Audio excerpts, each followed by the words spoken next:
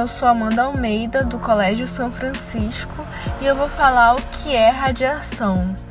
A radiação, ela é a emissão de energia na forma de partículas subatômicas ou de ondas eletromagnéticas que se propagam pelo espaço.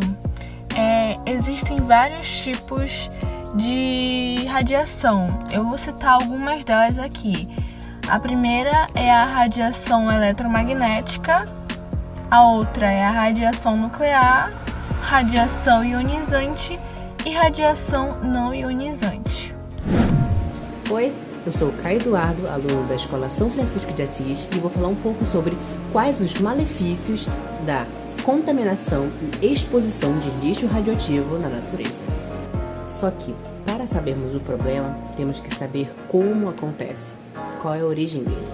A contaminação radioativa acontece através da exposição direta de elementos químicos sob o solo, em águas, plantas e até mesmo em alimentos, os tornando contamináveis.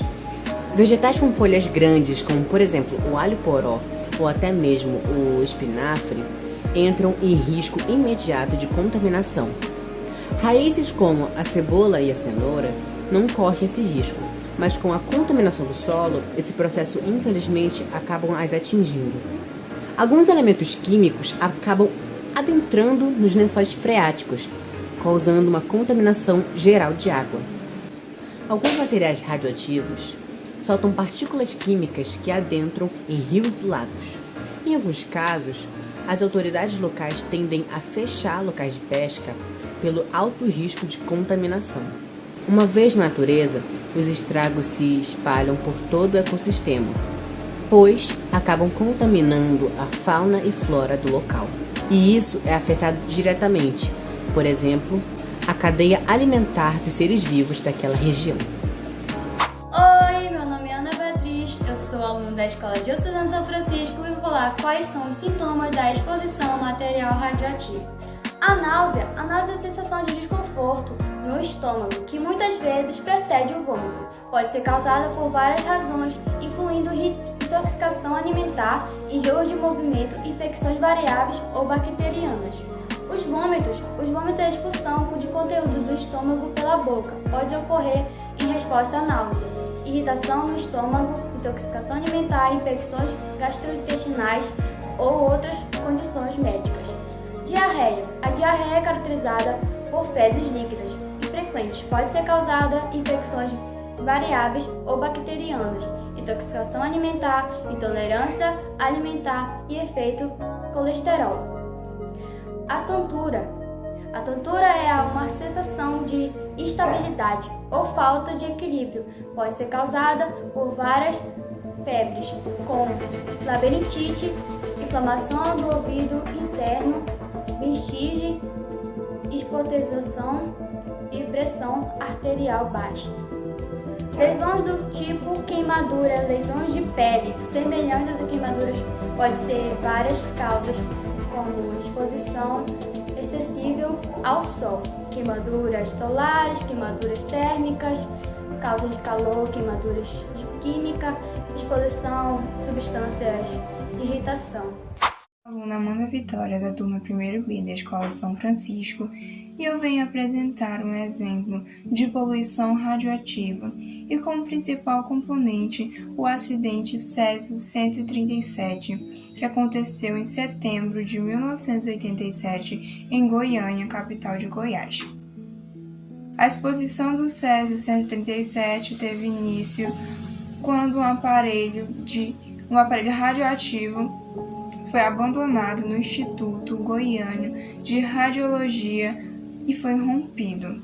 A cápsula contendo o elemento radioativo foi vendida a um ferro velho, por lá passou por várias mãos.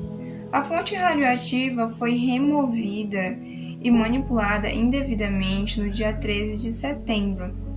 Porém, o acidente radioativo só foi identificado como tal no dia 29 do mesmo mês.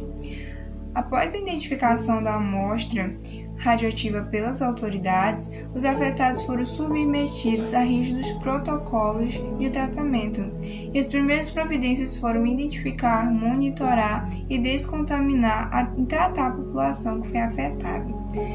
Trata-se do maior acidente radiológico do mundo e com dados oficiais apontam 4 mortes. Mesmo assim, centenas de pessoas foram afetadas em Goiânia.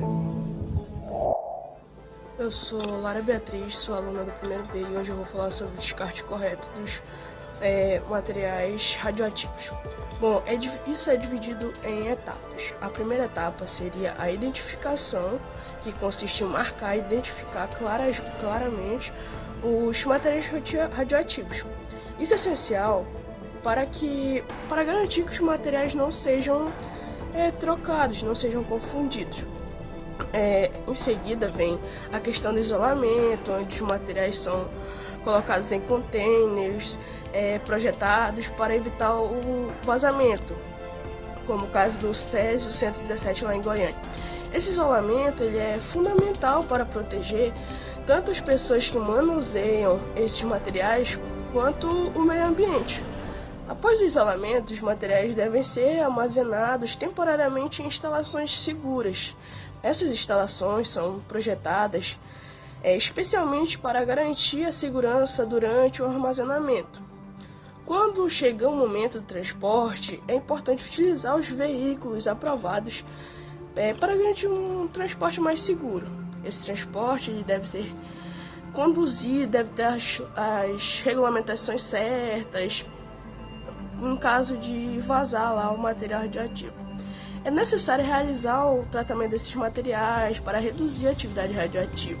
Essa etapa é uma das mais importantes que tem. E por fim, os materiais eles devem ser levados às instalações de descartes aprovadas. Essas instalações são responsáveis por receber esses materiais radioativos, para fazer o devido descarte. E durante todo esse processo é fundamental ter aquela documentação detalhada de cada etapa. Isso é muito importante tanto para fins de rastreabilidade quanto para garantir a conformidade com as regulamentações. Além disso, é essencial garantir que todos os envolvidos no processo sejam devidamente treinados e estejam cientes desse regulamento. E também é importante ressaltar que as orientações específicas podem variar de acordo com a sua região, com as agências reguladoras de radiação. E é fundamental sempre consultar para obter as informações precisas. Não realizar o descarte adequado desses materiais, eles podem causar danos à saúde ou ao meio ambiente. Então é muito importante seguir esses procedimentos corretos para garantir a segurança de todos.